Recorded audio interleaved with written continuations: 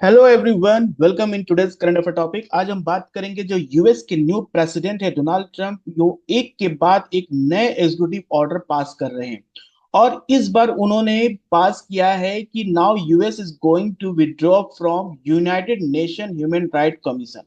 मैं आपको बता दूं, इससे पहले यूएस गवर्नमेंट के ने एक एग्जीक्यूटिव ऑर्डर पास किया था जिसमें US is withdrawing from Paris climate agreement and US is also taken decision to withdraw from World health Organization. मतलब कि ये दोनों इंपॉर्टेंट एजेंसी से विड्रॉ करने के बाद अब नया जो आया है कि now US will be no longer be a member of United Nation human right council. और इसके साथ जो United nation relief and work agency जो स्टैब्लिश्ड हुआ था 1949 में, जहां पर रिलीफ और पैलेस्टीनियंस रिफ्यूजीज के लिए एजुकेशन, हेल्थ और एड का जो प्रोवाइड करा था यूएस, उसको उसका भी फंडिंग अब जाके ये यूएस कहीं ना कहीं स्टॉप करेगा।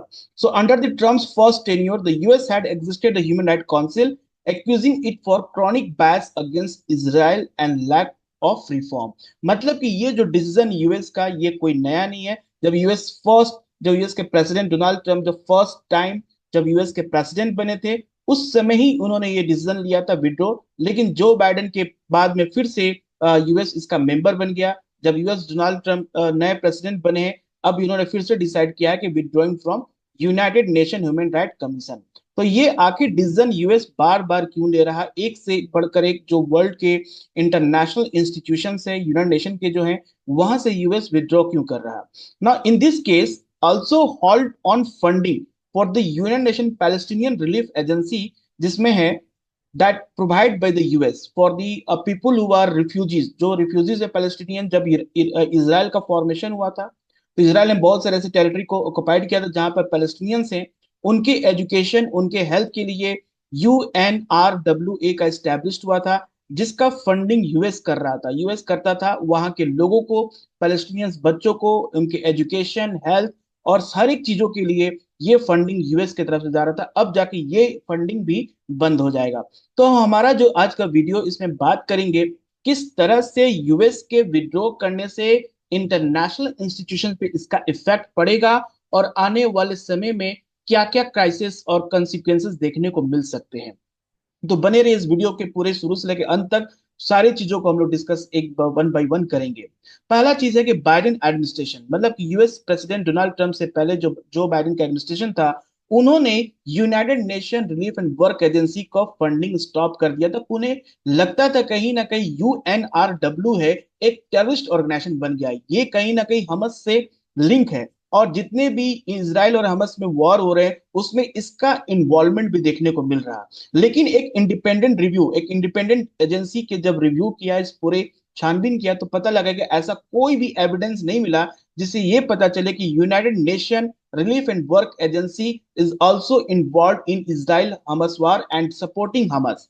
ओके, सो यहां पर आपको समझना है कि जो United nation relief work agency है, एक बहुत ही इंपॉर्टेंट एजेंसी है that provide a relief to Palestinians in Gaza. ठीक है, अकॉर्डिंग टू UNRWA के सिचुएशन रिपोर्ट से देखा जाए तो इजरायली फोर्स एटलीस्ट 272 जो स्टाफ है उनको उन्होंने मारा है जब से ये इजराइल और हमास का वॉर हो रहा है। And Israel 15 month onslaught on Gaza strip repeatedly attack, इसके बिल्डिंग्स को अटैक किया गया है, including schools were thousands of Palestinians were seeking shelter. देखिए, यूएस का सबसे इंपॉर्टेंट ये मिशन था कि जो पैलेस्टीनियंस जो अपने उनका जो जमीन, उनका जो देश इसराइल के पास चला गया, उनको किसी तरह का कोई तकलीफ ना हो, उनको बेसिक जो नीड है, बेसिक एजुकेशन है, हेल्थ है, वो सारा कुछ प्रोवाइड किया जाए। लेकिन जब से इसराइल हमास वॉर स्टार्ट हुआ है, सारे के सारे सिचुएशन बिल्कुल ही उल्टा पड़ गए हैं ना। लास्ट ईयर ही अक्टूबर में इसराइल की जो पार्लियामेंट है, कुनेसेट, उसने पास किया था, एक 2 बिल्स पास किया था जिसमें बैनिंग किया था कि united nation relief work agency का जो ऑपरेशन है उसको बैन करना था। मतलब कि जहां जहां ये एजेंसी काम कर रही है वहां पर किसी तरह का कोई इन्वॉल्वमेंट नहीं होगा with in Israel border, including occupied East Jerusalem which came into effect last week ही इसका इफेक्ट देखने को मिला गया है। ठीक है, अब इस जगह पे देख सकते हैं, ये मैप काफी इंपॉर्टेंट हो जाता है आपके प्रीलिम्स पॉइंट ऑफ व्यू से। यहाँ पर गोलन हाइट्स पे ऑलरेडी यूपीएससी क्वेश्चन पूछ चुका है, गजा स्ट्रिप पे ऑलरेडी यूपीएससी क्वेश्चन पूछ चुका है। This is the West Bank, this is the Dead Sea. World का सबसे ज्यादा सैलिनिटी यहाँ पर पाया जाता है। ठीक है, जॉर्डन है। सो रिमेंबर मेडिटेरेनियन सी से which of the following country make a border. ये एक इंपॉर्टेंट लोकेशन है आपके एग्जाम पॉइंट ऑफ व्यू से, जहां से क्वेश्चन यूपीएससी में पूछे जाते हैं। Next we talk about the important United nation relief work agency है क्या, इसका बेसिक कॉन्सेप्ट क्या है, ये भी हम जान लेते हैं।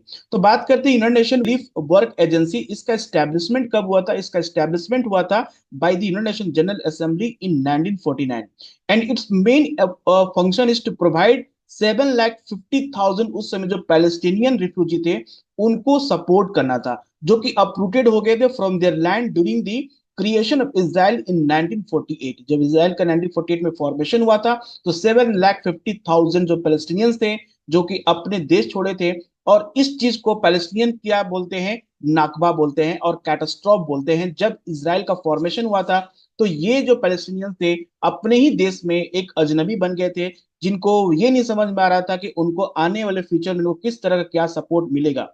तब जाके यूनाइटेड नेशन जनरल असेंबली ने यूएनआरडब्ल्यू का ए का फॉर्मेशन किया था। लेकिन देखते देखते समय में बीतता गया, यूएनआरडब्ल्यू अपना काम करता गया, यूएस एजेंसी, यूएस गवर्नमेंट इसके फंडिंग प्रोवाइड करती रही। लेकिन जैसे ही इजराइल और हमास वार स्टार्ट हुआ, कहीं ना कहीं इनका इन्वॉल्वमेंट एक शक की निगाहों से इसे देखने लगा गया। Okay, now for generation this United Nation RWA has been the primary provider of health and education services to millions of Palestinian living under Israel occupation in Gaza, the West Bank and occupied East Jerusalem. मतलब जो जो control आज के समय Israel किया है, वहां पर जितने पैलेस्टीनियंस है वहां पर इन सारे लोगों को रिलीफ फंड प्रोवाइड कराने के लिए यूएनआरडब्ल्यू का एस्टेब्लिशमेंट हुआ था। तो टोटल 5.9 मिलियन आप देख सकते हैं यहाँ पर रजिस्टर्ड हुए हैं refugees. Okay, number of official refugee camp यहाँ पर 58 है, जहां पर 706 स्कूल्स हैं, और जिसमें total number of Palestinian student है 5,43,000। हेल्थ केयर की बात करें तो 140 प्राइमरी हेल्थ केयर फैसिलिटी है, जिसमें 7 मिलियन पेशेंट विजिट करते हैं रेगुलर।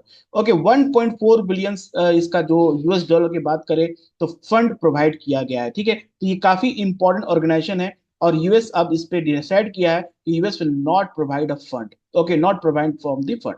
अब हम बात करते हैं यूएस का सेकेंड इंपॉर्टेंट जो विड्रॉ हुआ है, पेरिस एग्रीमेंट। देखिए, पेरिस एग्रीमेंट 2015 में साइन हुआ था।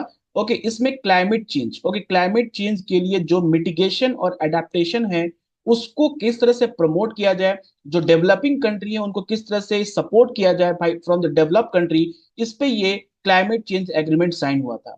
बट लेकिन यूएस के जो प्रेसिडेंट डोनाल्ड ट्रम्प ने इन अपने फर्स्ट टेन्योर में ही यूएस को कह दिया था US will be no longer be the member of okay Paris agreement. फिर जो बाइडेन जब आए, इनके बाद नए प्रेसिडेंट जो बने थे, उन्होंने फिर से यूएस को इंक्लूड किया पेरिस एग्रीमेंट में। अब फिर से Donald Trump second term president बने हैं। Now US is going to again withdraw from this Paris agreement.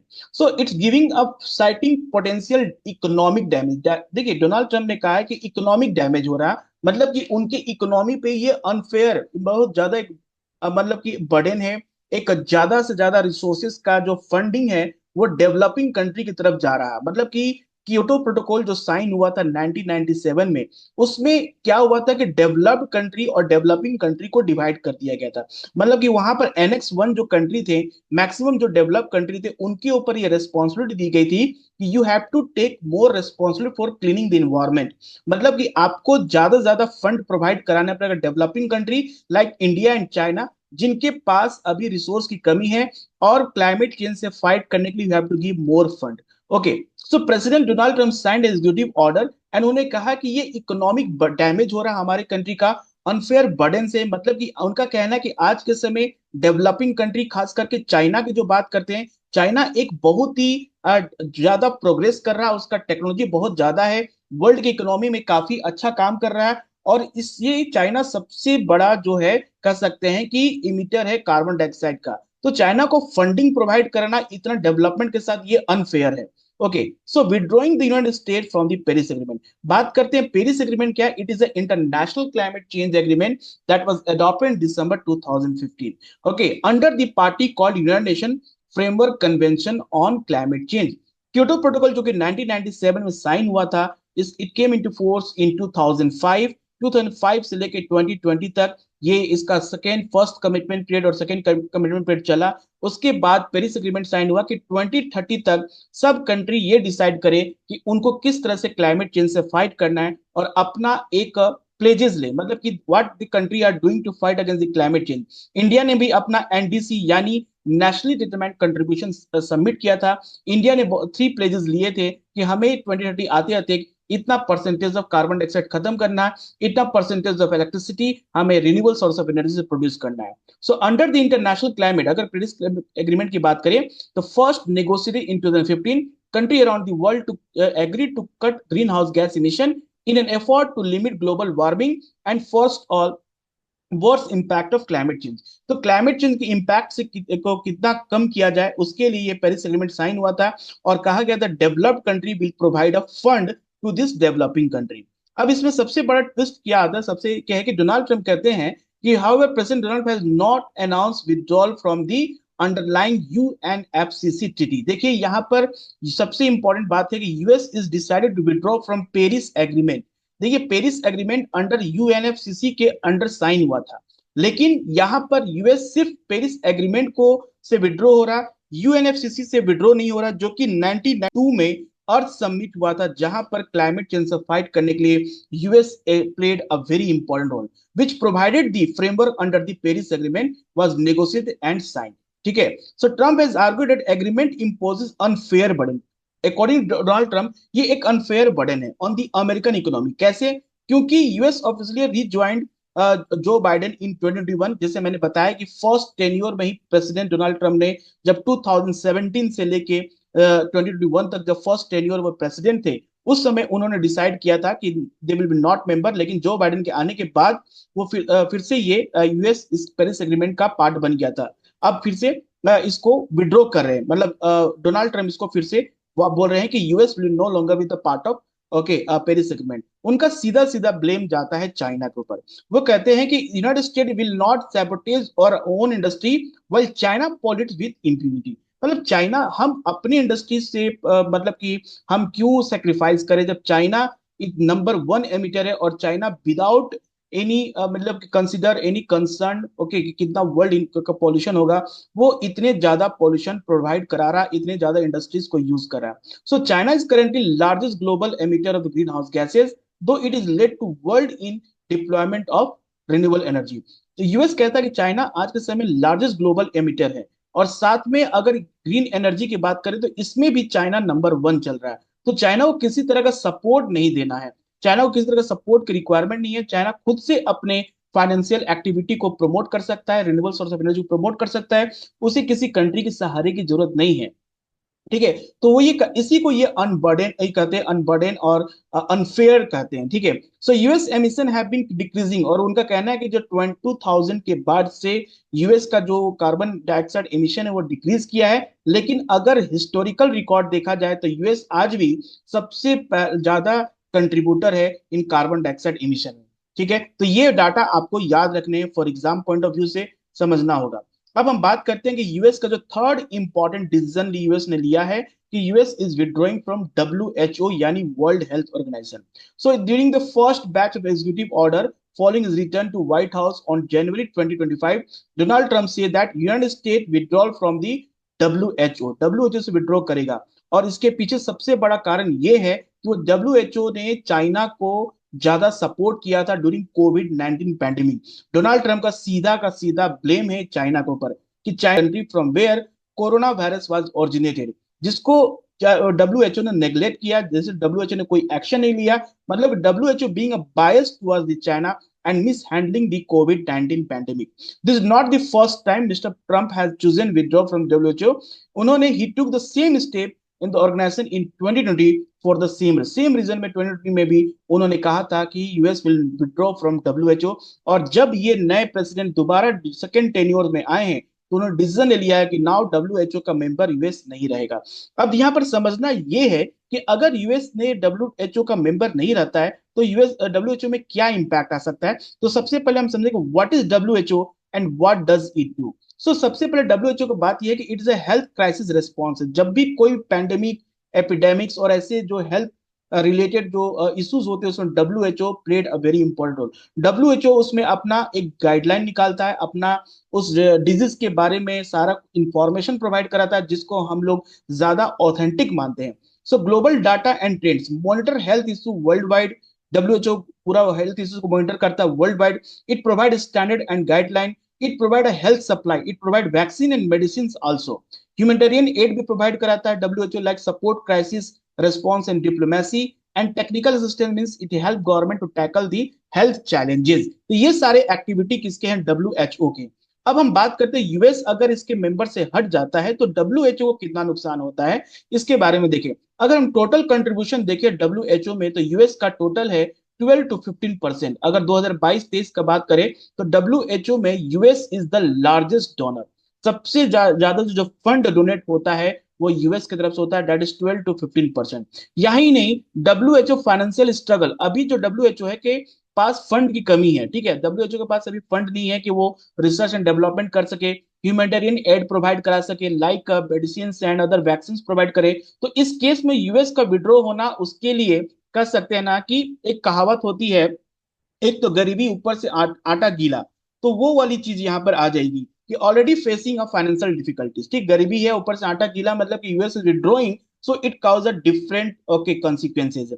अगर इम्पैक्ट की बात करें तो there will be a loss of job, क्योंकि बहुत सारे यूएस के वहाँ के लोग एम्प्लॉयड हैं, ठीक है। इट रिड्यूस ऑपरेशन, जो कि WHO का ऑपरेशन, क्योंकि फंड नहीं होगा तो WHO उतना ऑपरेशन काम नहीं कर पाएगा, उतनी जगह पे जा नहीं पाएगा। And also Weeknd the global health effort, जो पूरे वर्ल्ड में जो WHO प्रोवाइड कराता है ह्यूमैनिटेरियन एड और जो कि इंफॉर्मेशन देता है रिसर्च एंड डेवलपमेंट, इसके लिए बहुत सारे फंड चाहिए। अगर फंड ही नहीं रहेगा तो हमारा जो ग्लोबल हेल्थ है वो कहीं ना कहीं उस पर भी वीकेंड हो जाएगा। तो इसका मतलब है कि WHO को विड्रॉ करना, सॉरी यूएस का विड्रॉ करना WHO में एक बहुत बड़ा कंसिक्वेंस दिख सकता है। चलिए अब यहाँ पर एक आपको क्वेश्चन का जवाब देना है, आप कमेंट बॉक्स में इस क्वेश्चन का जवाब दीजिए। The area known as Golan height sometime appear in the news in the context of the event related to। ये 2015 के प्रीलिम्स में क्वेश्चन पूछा गया है, आपको इसका जवाब देना है। क्या A option central Asia, middle east, south east Asia और सेंट्रल अफ्रीका? अपने जवाब दीजिए कमेंट बॉक्स पे और बताइए आपको वीडियो और आपके व्यू पॉइंट क्या है इस वीडियो के ऊपर, ताकि हम इसे और बेटर बना सकें। ओके, मिलते हैं नेक्स्ट वीडियो में, तब तक ले थैंक यू, गुड बाय।